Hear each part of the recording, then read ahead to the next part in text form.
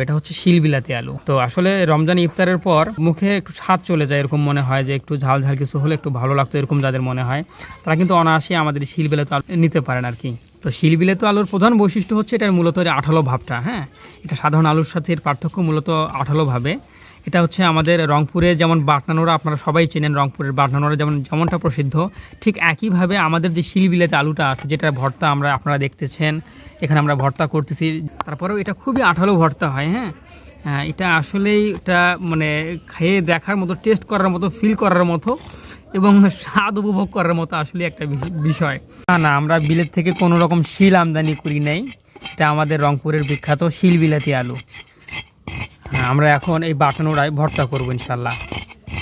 তো শিলবিলাতি আলু যদি আপনাদেরকে আমি একটু দেখাই, হ্যাঁ, তো এটা আসলে একটু অন্যরকম।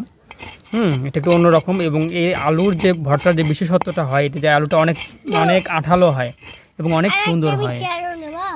তো দেখা যাক আমরা এখন শিলবিলাতি আলুর ভর্তা করব। তো প্রথমে আমরা এখানে মরিচগুলো আমরা এখানে স্ম্যাশ করে নিয়েছি আমাদের বাটনা নোড়ায়। তো আমরা এক এক করে এখানে আলুগুলো যোগ করব। এটা হচ্ছে শিলবিলাতি আলু। তো শিলবিলাতি আলুর ভর্তা হচ্ছে, আমরা এখানে মরিচ পেঁয়াজ এখানে মরিচ ম্যাশ করে নিয়েছি, এখানে লবণ মিক্স করে নিয়েছি এবং আমাদের বাটনা নোড়ার সাহায্যে আমরা এই শিলবিলাতি আলুর ভর্তাটা করতেছি। তো শিলবিলাতি আলুর প্রধান বৈশিষ্ট্য হচ্ছে এটার মূলত আঠালো ভাবটা। হ্যাঁ, এটা সাধারণ আলুর সাথে এর পার্থক্য মূলত আঠালো ভাবে। এটা হচ্ছে আমাদের রংপুরে যেমন বাটনানোড়া, আপনারা সবাই চেনেন রংপুরের বাটনানোড়া যেমনটা প্রসিদ্ধ, ঠিক একইভাবে আমাদের যে শিলবিলাতি আলুটা আছে, যেটার ভর্তা আপনারা দেখতেছেন এখানে আমরা ভর্তা করতেছি যে এটার। তো এই শিলবিলাতি আলুটাও ঠিক একইভাবে আমাদের রংপুরের ব্র্যান্ড বা সিগনেচার প্রোডাক্ট আপনারা বলতে পারেন। শিলবিলাতি আলু এবং এই বাটনানোড়া আপনারা রংপুর ছাড়া আপাতত আর অন্য কোথাও খুব কমই পাওয়ার সম্ভাবনা আছে, কারণ যেহেতু আমরা রংপুরের চাষিরা, আমাদের রংপুরের চাষিরা এটা খুবই অল্প পরিসরে, সীমিত পরিসরে এটাকে করে থাকে। তাই এই রংপুর ছাড়া আপনারা এটাকে অন্য কোথাও পাবেন না। তো আমরা এই শিলবিলাতি আলুর ভর্তা করতেছি, আপনারা দেখতে পাচ্ছেন যে একটা আঠালো ভাব চলে আসছে। তা আসলে কি মানে আলাদা করে বলার কিছু নাই, আলু ভর্তা আপনারা সবাই খান।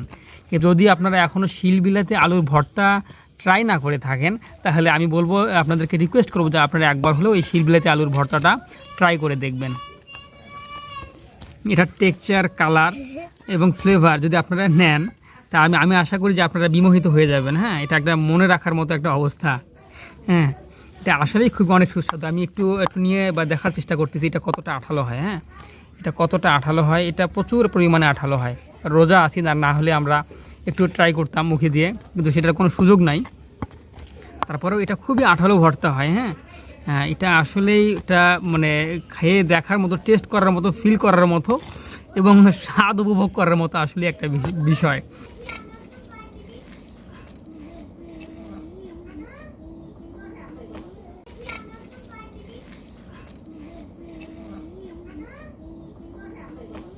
আচ্ছা, একদম মোটামুটি আলু ভর্তা হয়ে গেছে। আমরা কি পেঁয়াজগুলো অ্যাড করে দিতে পারি এর মধ্যে? আর আমরা একটু করে পেঁয়াজটা অ্যাড করে দেবো। এবং আমরা একটু সরিষার তেল অ্যাড করে দেবো।